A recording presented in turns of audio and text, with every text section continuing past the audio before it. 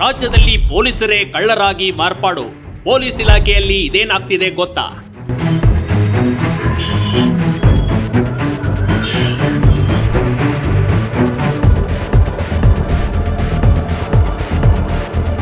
Karnataka police ಅಂದ್ರೆ ಒಂದು ಭರವಸೆ, ಒಂದು ನಂಬಿಕೆ, ಧೈರ್ಯ. ಆದ್ರೆ ಇದೀಗ ಜನರ ರಕ್ಷಣೆ ಮಾಡೋರೆ ರಕ್ಕಸರು ಆಗ್ತಿದ್ರೆ ಹೇಗೆ? ಜನರು ಯಾರನ್ನ ನಂಬೋದು, ಯಾರನ್ನ ಬಿಡೋದು ಅನ್ನೋ ಹಾಗಾಗಿದೆ ಕಣ್ರಿ.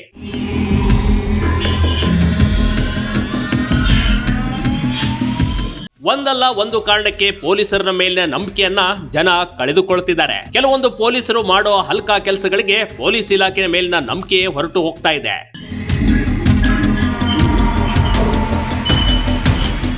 ಕಮಿಷನರ್ ಕಚೇರಿಯಲ್ಲೇ 11 ಲಕ್ಷ ಕದ್ದ ಪೊಲೀಸಪ್ಪ. ಹೆಂಡತಿಗೆ ಚಿನ್ನದ ಸರ, ಬೆಡ್ ಕೆಳಗಡೆ 2 ಲಕ್ಷ ಹಣದ ರಾಶಿ. ಹೌದು, ನೀವು ಕೇಳಿದ್ದು ಸರಿಯಾಗೇ ಇದೆ. ಇಲ್ಲಿ ಕಳ್ಳತನ ಮಾಡಿರೋದು ಮತ್ಯಾರು ಅಲ್ಲ, ಬದಲಿಗೆ ಕಳ್ಳನನ್ನ ಪತ್ತೆ ಮಾಡಬೇಕಾದ ಪೊಲೀಸಪ್ಪನೇ ಕಳ್ಳತನ ಮಾಡಿರುವ ಅಪರೂಪದ ಘಟನೆ ಬೆಂಗಳೂರಿನಲ್ಲಿ ನಡೆದಿದೆ. ಬೇಲಿಯೇ ಎದ್ದು ಹೊಲ ಮೈದಂತ ಸ್ಟೋರಿ ಕಂಡ್ರಿ ಇದು.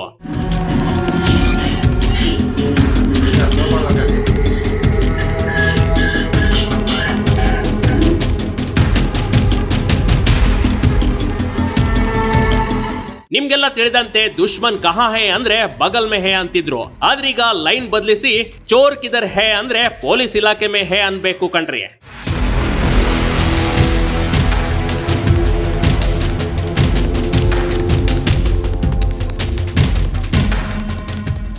ಆಗಿದ್ದು ಇಷ್ಟೇ. ಯಾವುದೋ ಒಂದು ಪ್ರಕರಣಕ್ಕೆ ಸಂಬಂಧಪಟ್ಟಂತೆ ಸಿಸಿಬಿ ಸೈಬರ್ ಕ್ರೈಮ್ ಪೊಲೀಸರು ಆರೋಪಿಯನ್ನ ಬಂಧಿಸಿ ಆತನ ಕಾರ್ ಸೀಜ್ ಮಾಡಿದ್ರು. ಆದ್ರೆ ಆರೋಪಿ ಬರುವಾಗ ಕಾರ್ನಲ್ಲಿ 11 ಲಕ್ಷ ರೂಪಾಯಿ ಬ್ಯಾಗ್ ಅನ್ನ ಕಾರ್ನಲ್ಲಿಟ್ಟಿದ್ದ. ಸೀಜ್ ಮಾಡಿದ ವಾಹನವನ್ನ ಕಮಿಷನರ್ ಕಚೇರಿಯ ಬೇಸ್ಮೆಂಟ್ ನಲ್ಲಿ ನಿಲ್ಲಿಸಲಾಗಿತ್ತು. ಆದ್ರೆ ಹೆಡ್ ಕಾನ್ಸ್ಟೇಬಲ್ ಜಬೀವುಲ್ಲಾ ಕಾರ್ನಲ್ಲಿದ್ದ 11 ಲಕ್ಷ ರೂಪಾಯಿಯನ್ನ ಕಳ್ಳತನ ಮಾಡಿ ಮನೆಗೆ ತೆಗೆದುಕೊಂಡು ಹೋಗಿದ್ದಾನೆ.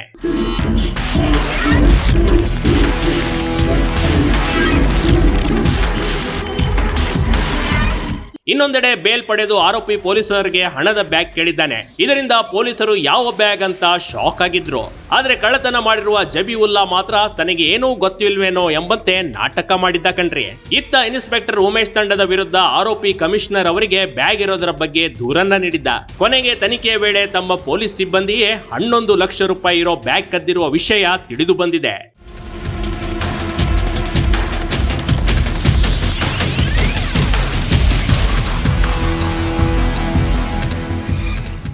ಹೆಡ್ ಕಾನ್ಸ್ಟೇಬಲ್ ಜಬೀವುಲ್ಲಾ ಮನೆಗೆ ಸರ್ಚ್ ಮಾಡಿದಾಗ ಮನೆಯ ಬಾಗಿಲಿನಲ್ಲಿ ನಿಂತು ಈತ ಹೈಡ್ರಾಮಾ ಮಾಡಿದ್ದ. ಮನೆಯ ಬೆಡ್ ಕೆಳಗೆ ನೋಡಿದಾಗ ಲಕ್ಷ ಹಣವನ್ನ ಜೋಡಿಸಿಟ್ಟಿದ್ದ.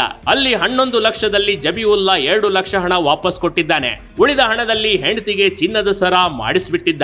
ಸದ್ಯಕ್ಕೆ ಜಬೀವುಲ್ಲಾ ವಿರುದ್ಧ ಕಠಿಣ ಕ್ರಮ ಕೈಗೊಳ್ಳಲು ಕಮಿಷನರ್ ನಿರ್ಧಾರ ಮಾಡಿದ್ದಾರಂತೆ.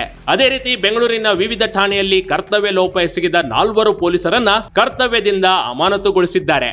ಇದನ್ನೆಲ್ಲ ನೋಡಿದಾಗ ಪೊಲೀಸ್ ಇಲಾಖೆಯ ಕೆಲವೊಬ್ಬರಿಂದ ಪ್ರಾಮಾಣಿಕ ಪೊಲೀಸರ ಹೆಸರು ಕೂಡ ಹಾಳಾಗ್ತಾ ಇರೋದು ಸುಳ್ಳಲ್ಲ ಕಣ್ರಿ. Big TV Karnataka, Bengaluru.